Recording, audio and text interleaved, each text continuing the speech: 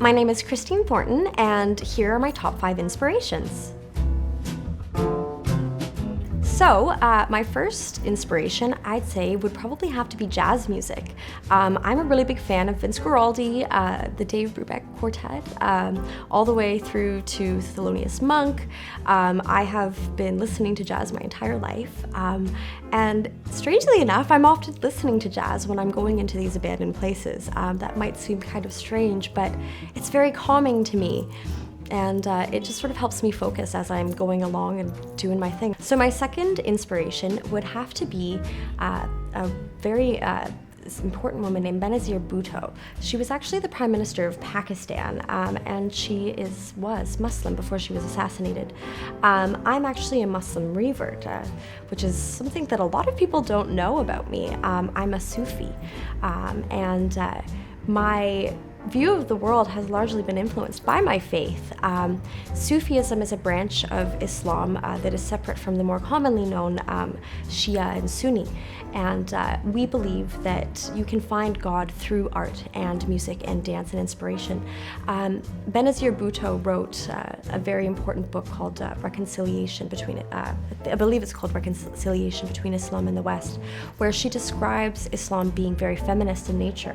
And that's actually formed fundamentally a lot of the way that I perceive things that are feminist and Muslim, which is sort of not very common, I find, amongst a lot of Westerners.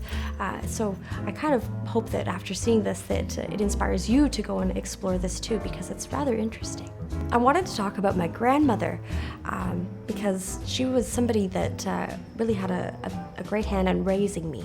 So where I was raised by alcoholic parents, I did spend a lot of time with my paternal grandmother. Her name was Eileen, and she was actually from Britain. And she would tell me a lot of stories about her life and growing up. And she's no longer with us, but I think about her every day, actually. I have a photo of her and my grandfather in my kitchen, and photos of her actually all over my house. And that's sort of thematic, isn't it? All these photos, right? And I think that if she were to know me now, after I've gone through all of those things that I had to go through to heal, I think that she would be very proud to know the person that I am now.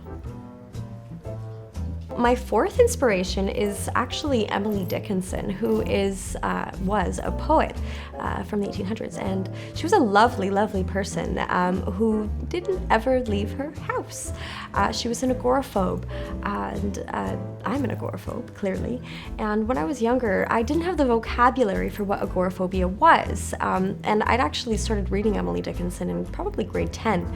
Some of her poetry is really compelling, and many years later, I realized actually what she was expressing was her inability to leave her house. It was her perspective through the lens of her agoraphobia, through the lens of her disability, which prevented her from leaving her house, the same disability that I have. And my photography is really my poems. It is the art that I've put out into the world to try to sort of frame, pardon the pun, my experience. The last but definitely not least most important inspiration to me in my art is actually the space that you see around us. The LivingRoom Community Arts Center is a safe place for me, which is something that I've had a little bit of difficulty probably putting into words. 4 years ago, when I was first introduced to this space, I was actually going through one of the most difficult times in my life. And of course, when it rains, it pours. I was also trying to establish a Women's Urban Arts Committee, and that is no easy feat because obviously street art is not really legal in most places of the world. It was really, really difficult, and one of the first people to believe in me was actually Mary. And at that time, I was really struggling with my agoraphobia. It was so hard for me to step out of my apartment and do things, but I did, and I came here. And it was okay. And that was sort of revolutionary for me because nowhere was okay. I couldn't go to the grocery store without feeling kind of a near panic. It's very overwhelming and sort of obtrusive, all the lights and the colors and everything. But coming here, it's gentle and soft and it feels like home.